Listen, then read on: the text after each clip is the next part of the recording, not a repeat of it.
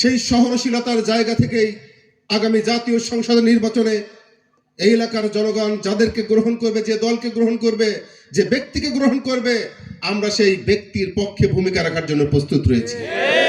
যদি জামাত ইসলামের বিপক্ষে কোনো মানুষকে এই জনগণ ভোট দেয়, মতামত দেয়, বিজয়ী করে, আমরা তাকে সবার আগে মালা পরানোর জন্য প্রস্তুত রয়েছি। আর যদি জামাত ইসলামীকে এই জনগণগুলো রায় দেওয়ার সিদ্ধান্ত নেয়, সেখানে আপনি একটুও যদি কূট কৌশল চালান, তাহলে আপনার বিরুদ্ধে জামাত ইসলামী ভূমিকা রাখার জন্য প্রস্তুতি গ্রহণ করবে। সম্মানিত ভাইরা, আল্লাহ রাব্বুল আলামিন সবসময় কিন্তু মজলুমের পক্ষে থাকে, সবসময় মজলুমের পক্ষে থাকে। সেদিন একজন বলছে, ভাই আমরা মাহফিল করতেছি, আলহামদুলিল্লাহ খুব ভালো খবর, মাহফিল করেন তো ভালো, কিন্তু আমরা মাহফিল যারা কমিটি, আমরা তো জামাত ইসলামী করতেছি, আমরা জামাত ইসলামী নির্বাচন কাজ করি, নির্বাচনী কাজ ভালো হবে, মাহফিলে সব মানুষজন আসবে, একটা জমজমাট অবস্থা হবে, তাও খুব ভালো আলহামদুলিল্লাহ, কিন্তু একটা পক্ষ আমাদেরকে মাহফিলে চরমভাবে বাধা দিচ্ছে। আমি কি তাই? বাধা দিচ্ছে তো অসুবিধা কি? বাধা দিলে আমরা কিভাবে মাহফিল করবো? বাধা তো আমার এটা ইয়ে করতে হবে, মানে প্রোটেকশন দিতে হবে। বললাম, যদি আপনি জামাত ইসলামী করেন, তাহলে আপনি চান জামাত ইসলামীকে মানুষ ভালোবাসুক আরো বেশি, আর যে পক্ষ আপনার মাহফিলকে বাধা দিচ্ছে, সেই পক্ষ যদি কোনো রাজনৈতিক পক্ষ হয়ে থাকে, তাহলে বাধা দেওয়ার কারণে জামাত ইসলাম উপকৃত হবে না অপকৃত হবে? জামাত ইসলামী যদি আপনি করেন, জামাত ইসলামী জয় যদি আপনি চান, আর এই বাধা দেওয়ার কারণে যদি জামাত ইসলামী উপকার হয়, তাহলে তারা বাধা দিক না, একটু সমস্যা কি? আমরা জামাত ইসলামের জয় চাই না? জামাত ইসলামের জয় চাই, জামাত ইসলামের পরিচিতি চাই, জামাত ইসলামকে ভোট দিক তাই চাই। মাহফিলে বাধা দেওয়ার কারণে যদি জামাত ইসলামী বড় হয়, তারা খাটো হয়, তা বাধা দিক না, অসুবিধা কি? স্পষ্ট করে বলছি, এখনো আমরা খুব নরম ভাবে এই সমাজে চলার চেষ্টা করছি, আমরা সবার সঙ্গে সখ্যতা রাখছি। এই মাহফিলে বাধা দেওয়া, মাহফিলের মেহমান কে হবে কে হবে না এই ব্যাপারে হস্তক্ষেপ করা।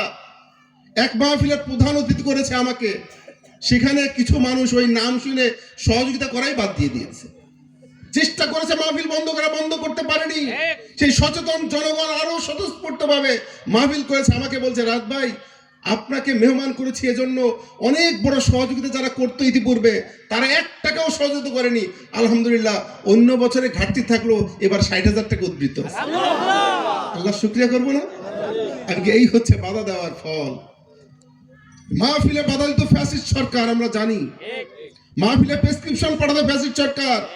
আবারও মাহফিলে এই ধরনের হস্তক্ষেপ করে যদি নব্য কোনো ফ্যাসিস্ট এই টাকা আমদানি করতে চায় কেউ, আমরা সেই ফ্যাসিস্টকে শক্ত হাতে প্রতিহত করব। কোন ফ্যাসিস্ট আর জন্ম হোক বাংলার মাটিতে, এটা জামাত ইসলামী দেখতে চায় না। অতএব যাদের মধ্যে ফ্যাসিস্ট চিন্তা আছে, ছেড়ে দিন।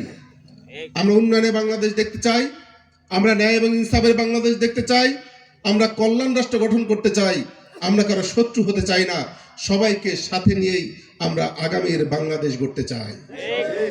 আমাদের নেতা ডক্টর শফিকুর রহমান সাহেব মানবতার ফেরিওয়ালা, খুব ক্লিয়ার কথা বলেন, খুব ক্লিয়ার, কথার মধ্যে কোনো মারপেচ নেই, স্পষ্ট কথা বলেন। হকের বাংলাদেশ গড়ার জন্য সবাইকে আহ্বান করছেন। এই হকের বাংলাদেশ গড়ার পথে যদি বাধা হয়ে কেউ দাঁড়ায়, সে বাধা দিতে পারে। আমরা অবশ্যই যারা ইসলামের ঝান্ডা নিয়ে সামনের দিকে যেতে চাই, এই বাধাকে অতিক্রম করেই আমরা আগামী জাতীয় সংসদ নির্বাচনে দাঁড়িপাল্লাকে বাংলাদেশের জাতীয় সংসদে পাঠাবো। পারবো না আমরা ইনশাআল্লাহ? সম্মানিত ভাইয়েরা, আপনাদেরকে সর্বশেষ একটি কথা বলতে চাই, আপনাদেরকে সর্বশেষ একটি কথা বলতে চাই। বাংলাদেশের মানুষের মূল্য বাড়ে নির্বাচন আসলে, নাকি? বিগত 17 বছর মূল্য ছিল? ভোট দিতে রওনা হয়েছে, পথেতে বলেছে আপনার ভোট হয়ে গেছে, ভাই আসেন না, এরকম হয়েছে কিনা? ভোট দিতে রওনা করেছি, ভোট হয়ে গিয়েছে। ফেসবুকে দেখলাম এক বুড়িমা বলছে, বুড়িমার কাছে এসে তার নাতিরা বলছে, দাদি ভোট দিতে গেলাম, দিতে পারলাম না, আমার ভোট হয়ে গেছে যাওয়ার আগেই।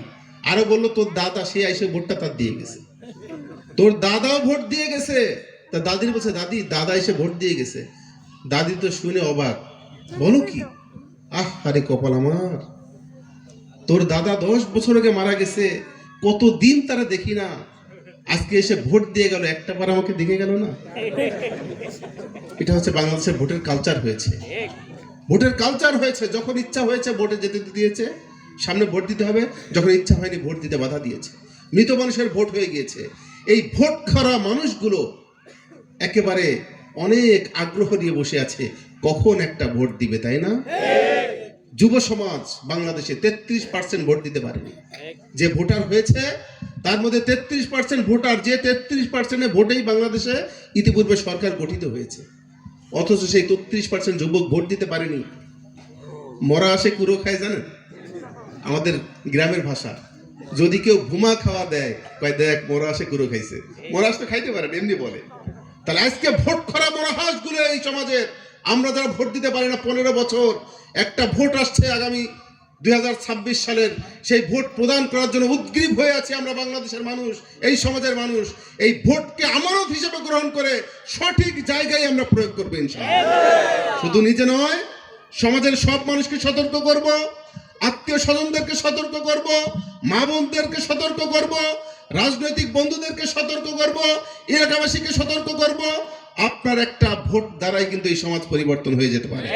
আপনার একটা ভোট দ্বারা এই সমাজের সন্ত্রাসীদের কবর রচনা হতে পারে। আপনার একটা ভোট দ্বারা এই সমাজ ইসলাম বিজয়ী হতে পারে। আপনার একটা ভোট দ্বারা এই সৎ শাসন প্রতিষ্ঠিত হতে পারে। শুধু এই ভোটটা হচ্ছে আমানত। আপনার ভোট নেয়ার পরে আমি যদি স্বৈরাচারী হয়ে যাই, অপরাধী হয়ে যাই, চাঁদাবাজি হয়ে যাই, টেন্ডারবাজি হয়ে যাই, জুলুমবাজি হয়ে যাই, সুদখোর হয়ে যাই, ঘুষখোর হয়ে যাই, তাহলে অবশ্যই কিন্তু বাইনারি সিস্টেমে আমার পক্ষ থেকে খারাপ আমানত আপনার কাছে আল্লাহ তাআলা পৌঁছায় দেবে।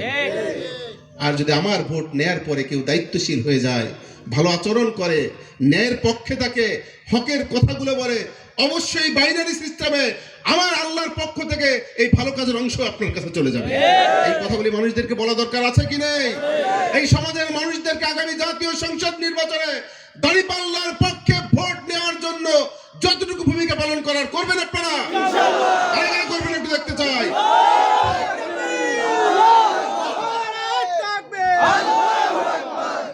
ধন্যবাদ। ইনশাআল্লাহ আপনাদের এই হাতগুলো প্রমাণ করছে, আপনাদের এই হাতগুলো প্রমাণ করছে, একটুও দ্বিধাদ্বন্দ্ব নাই মনের মধ্যে।